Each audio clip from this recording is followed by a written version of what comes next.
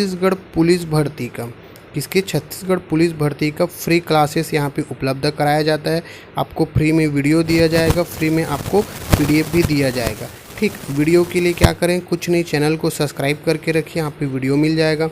PDF के लिए क्या करें, टेलीग्राम लिंक है वहाँ पे ज्वाइन करिए, या फिर ये मेरा मोबाइल नंबर 7566199260 यहाँ पे व्हाट्सअप करिए, आपको PDF यहाँ पे फ्री में प्रोवाइड हो जाएगा।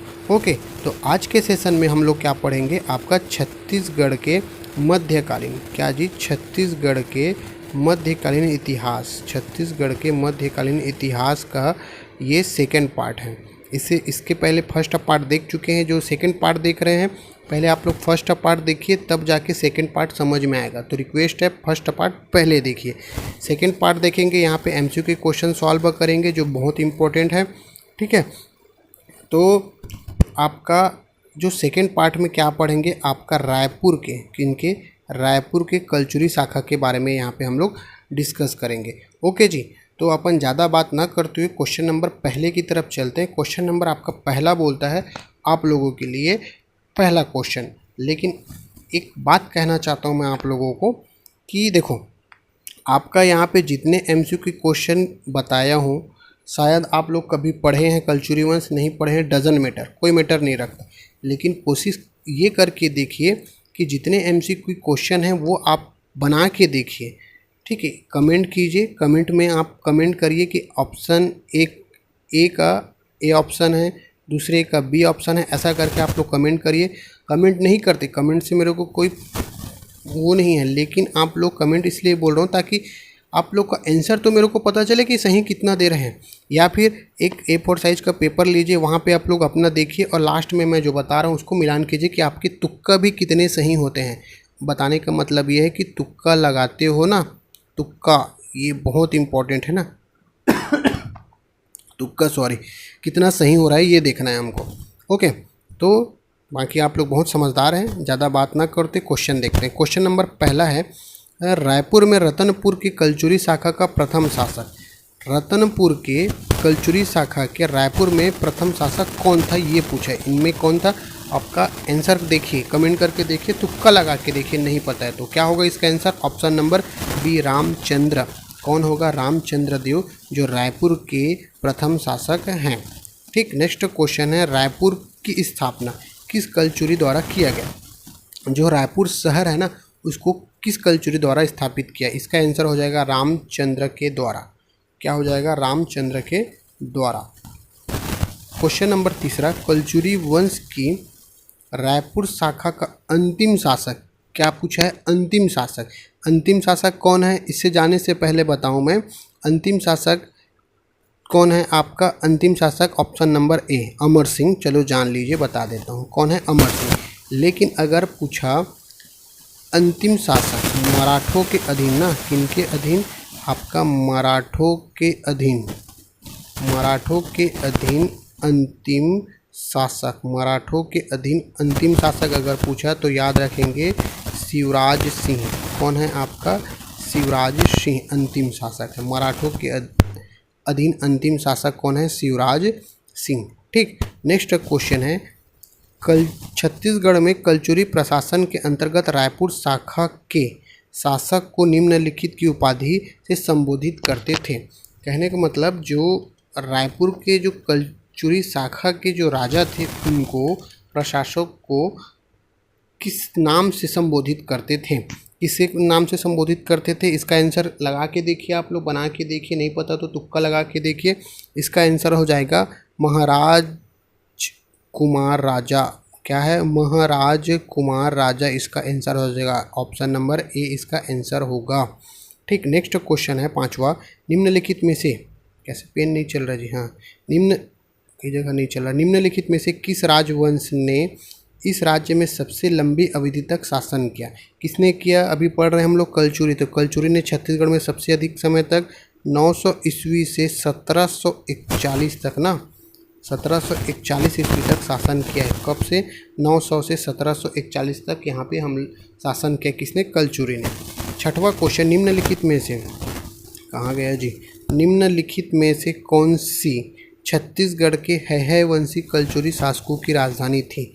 देखो तुम्माड़ किसका है, कलिंगराज का। रतनपुर रत्नदेव प्रथम का। रायपुर है रामचंद्र देव का। तो तीनों इनमें से सभी किनके कलचुरी शासकों की राजधानी था। इसका आंसर हो जाएगा ऑप्शन नंबर डी। ठीक, अब बोलता है कलचुरी प्रशासन के तहत प्रत्येक गढ़ कितने गांवों से मिलकर बना होता था। देखो जो एक गढ़ है, एक गढ़ बराबर, एक गढ़ है जो 7 बरह से मिलके बनता था, बरहों से मिलके बनता था, और एक बरहा बराबर एक गांव होता था। एक बरहा बराबर एक गांव, और एक गढ़ बराबर कितना होता था, 84 गांव होता था। कितना होता था, 84 गांव होता था। जो गढ़ के प्रमुख को क्या बोलते थे, दीवान बोला जाता था। गढ़ के प्रमुख को दीवान बोला जाता था। बरहों के प्रमुख को दाऊ बोला जाता था। क्या बोला जाता था जी, दाऊ। ठीक, और गांव के जो प्रमुख होते थे, इनको लिख लेना ना, गांव के प्रमुख को गोंटिया बोला जाता था। आज भी बोला जाता है, गोंटिया बोला जाता था। तो इसका आंसर क्या हो जाएगा, एक गढ़ को अपन 84 गांव बोलते थे। एक गढ़ को क्या बोलते थे, 84 गांव बोलते थे। निम्नलिखित में से किनमें, निम्नलिखित में से कौन कलचुरी शासन व्यवस्था का अधिकारी था। देखो दीवान देखे है, गढ़ का है, दीवान गढ़ का है। दाऊ अभी बताया मैं किनका है, बरहों का है, और गोंटिया गांव का है। तो इसका आंसर हो जाएगा ऑप्शन नंबर डी, उपरोक्त सभी। ठीक, 9वां क्वेश्चन, निम्नलिखित में से कौन सा गढ़ कलचुरी शासन काल में रतनपुर राज्य के इकाई नहीं था। किसकी, रतनपुर राज्य का इकाई नहीं था। तो ब्रिटिश बंदोबस्त के एक अधिकारी थे चिम्स, याद रखेंगे कौन, चिम्स, जो 1868 ईस्वी में किनके, कलचुरी राजा कल्याण साय, कलचुरी राजा किनके, कल्याण साय के एक राजस्व पुस्तक के आधार पर छत्तीसगढ़ को 36 गढ़ों में बांटा है। किसमें, 36 गढ़ों में बांटा है। इनके अनुसार से ये शिवनाथ नदी है। अगर जो छत्तीसगढ़ का नदी या भूगर्भिक प्राकृतिक प्रदेश अच्छे से पढ़े, उनको समझ में जल्दी आएगा, वो बिना जाने भी बना पाएंगे। ये शिवनाथ नदी है। शिवनाथ नदी के ऊपर की शाखा, ऊपर जो है उसको रतनपुर शाखा बोलते थे। शिवनाथ नदी के दक्षिण एरिया को रायपुर गढ़ों में बांटा था। ठीक, मतलब टोटल 36 गढ़ थे, उसमें 18 गढ़ रायपुर रतनपुर में थे और 18 गढ़ आपका रायपुर में थे। तो यहीं से लॉजिक लगा। और रतनपुर में इनमें से कौन सा शामिल नहीं है, यही पूछा है। तो लाफागढ़ कोरबा में है, शामिल है। सोनाखन बलौदा बाजार में शामिल है। उपरोड़ा भी शामिल है। लेकिन राजनांदगांव आपका रतनपुर एरिया में नहीं, रायपुर एरिया में, इस एरिया में आता है। इसलिए इसका आंसर हो जाएगा ऑप्शन नंबर सी। ठीक, नेक्स्ट क्वेश्चन 10वां है, स्थानीय प्रशासन हेतु पंचकुल संस्था किन शासकों ने बनाई थी। जो पंचकुल संस्था है कलचुरी ने बनाई थी। किसने, कलचुरी ने बनाई थी पंचकुल संस्था। इस पंचकुल संस्था में 5 से 10 सदस्य होते थे। कितने, 5 से 10 सदस्य होते थे। इनके प्रमुख को क्या बोला जाता था, महत्तर बोला जाता था। इनके सदस्यों को महत्तर बोला जाता था। और जो प्रमुख होते थे, क्या होते थे, प्रमुख, उनको क्या बोला जाता था, महत्तम बोला जाता था। महत्तम। एक मोटा मोटा दिमाग में रखना कि जो पंचकुल संस्था किससे संबंधित था, पूछा गया क्वेश्चन है ना, कलचुरी से संबंधित था। इसमें 5 से 10 सदस्य होते थे। सदस्यों को महत्तर बोलते थे, प्रमुख को महत्तम बोला जाता था। ठीक, नेक्स्ट क्वेश्चन है आपका। देखो ये क्वेश्चन देने का मतलब मेरा ये है कि आप लोग ऑप्शन निकालना सीखो। क्या, ऑप्शन से आप लोग आंसर निकालना सीखो। इस क्वेश्चन का देने का मतलब है। अब वो कैसे, मैं आप लोगों को समझाता हूँ। क्वेश्चन देखो क्या है, निम्नलिखित कथनों को पढ़िए। ये 3 कथन दिए, इनको पढ़ना है और सही उत्तर को निकालना है। तो ए बोलता है कलचुरी प्रशासन में राजा के अधिकार सीमित थे। भाई राजा के अधिकार यहीं तक रहेगा क्या, नहीं, इनका एरिया बड़ा रहेगा, इसलिए ये गलत है। सही को निकालना है। तो अगलत है। किस में है, ऑप्शन ए में है, इसलिए ये भी गलत हो जाएगा। ऑप्शन बी में है, ये भी गलत हो जाएगा। ऑप्शन डी में है, ये भी गलत हो जाएगा। ऐसे देखा जाए तो इसका आंसर हो जाएगा ऑप्शन नंबर सी। लेकिन हमको और देखना है। बी बोलता है प्रशासन के विभागों का दायित्व अमात्य मंडल के सदस्यों पर होता था। अमात्य मंडल मतलब मंत्री के सदस्यों पर होता था, इसलिए ये सही है, तो बी हुआ सही। ठीक, अब स देखते हैं, ब ना, राज्य गढ़ों में विभाजित था तथा प्रत्येक गढ़ 84 गांव में होते थे। हमको पता है कि गढ़ में विभाजित था और एक गढ़ में कितने गांव होते थे दोस्तों, 84 गांव। तो स भी सही है। कौन सा सही है आपका, स भी सही है। तो ब और स सही है, ब और स सही है। इस तरीके से आप नहीं जानते हुए भी कुछ चीज़ जानते हैं ना, तो भी ऑप्शन से बना सकते हैं। तो इसका आंसर हो जाएगा ऑप्शन नंबर सी। अब इसको आप लोग बनाने की कोशिश कीजिए ऑप्शन से, ये भी सही बनाना है, सही उत्तर निकालना है। देखो पहला देखते हैं कथन 1, छत्तीसगढ़ में कलचुरी प्रशासन व्यवस्था राज्य सत्ता पर आधारित थी। किस पे आधारित थी, राज्य सत्ता पर आधारित थी। जी हाँ, सत्ता पर आधारित थी, सही है। ठीक, तो एक सही है, एक सही है, और ए ऑप्शन भी सही है और बी ऑप्शन भी सही है। सी में तो एक है नहीं, इसलिए ये गलत है ना। दूसरा देखते हैं, दूसरा कथन, राजा की सहायता के लिए मंत्री होते थे। जी हाँ, राजा की सहायता के लिए मंत्री होते थे। तो ऑप्शन ए भी सही है, ऑप्शन बी भी सही है, क्योंकि ए में भी 2 है और बी में भी 2 है। तीसरा कथन पढ़ते हैं, संपूर्ण कलचुरी राज्य गढ़ों या प्रांतों में विभाजित था। जी हाँ, संपूर्ण कलचुरी राज्य 36 गढ़ों में विभाजित था, इसलिए इसका आंसर हो जाएगा ऑप्शन नंबर ए, क्योंकि तीसरा भी सही है। 1 2 3 तीनों सही हैं, ऐसे निकालना है। ठीक, इसको भी बनाने की कोशिश कीजिए। यहाँ पे बताना है सही क्या है ना। छत्तीसगढ़ में कलचुरी प्रशासन राजतंत्रात्मक था। राजतंत्रात्मक था क्या जी, बताइए। राजतंत्रात्मक था, जी हाँ, राजतंत्रात्मक था। ठीक, प्रशासन में राज्यों को अमात्यों मतलब मंत्रियों की सहायता प्राप्त थी। जी हाँ, प्राप्त थी, इसलिए एक सही है, 2 सही है। एक किस में है, 1 और 2 सही है, बाकी इसमें है नहीं है 2। इसमें 1 दिया है लेकिन 2 नहीं दिया है, ये भी ख़त्म हो जाएगा। अब तीसरा भी देख लेते हैं। कथन तीसरा बोलता है, गांव के प्रशासन का प्रमुख प्रधान। जी नहीं, गांव के प्रशासन के प्रमुख को गौंठिया बोला जाता था। क्या बोला जाता था, गौंठिया, इसलिए इसका आंसर हो जाएगा ऑप्शन नंबर बी। क्या हो जाएगा जी, आंसर ऑप्शन नंबर बी हो जाएगा। ठीक, 14 क्वेश्चन देखने से पहले बताऊं कि एक ने फ़ोन किया था, एक लड़के ने फ़ोन किया था मेरे को, बोलता है सर मैं लगभग यहाँ पे मार्क कर लेता हूँ, मैं 15 से 20 दिन हो गया सर, मैं क्या ग्राउंड नहीं गया हूँ। कहाँ नहीं गया हूँ, ग्राउंड नहीं गया हूँ, और मेरे पास बचा है 2 माह। अब अप्रैल और मई, हो सकता है जून में एग्ज़ाम हो आपका फिज़िकल, तो मेरे पास 2 माह बचा है, मैं फ़िज़िकल की तैयारी करूं कि नहीं। अरे भाई, आप अगर पहले से ग्राउंड गए हो या नहीं भी गए हो, लेकिन अगर आपके पास 2 महीना बचा है ना, तो मिल्खा सिंह की तरह भागो और दौड़ो, आपकी तैयारी हो जाएगी। 2 महीना बहुत है। देखो कहना तो छोटी बात होती है, मैं भी SI की तैयारी किया हूँ, मेरे को पता है। सुबह उठना ही बहुत बड़ी बात है, उठ के ग्राउंड जाना और ग्राउंड जाके 1 चक्कर लगाना, 2 चक्कर लगाना, 5 चक्कर ऐसे गिनते हैं, कब होगा ये 5 चक्कर, कब होगा 10 चक्कर, ऐसा मन में रहता है ना। तो ये मन की धारणा हटा लो, ये सब मन का खेल है, हो सकता है, क्यों नहीं हो सकता।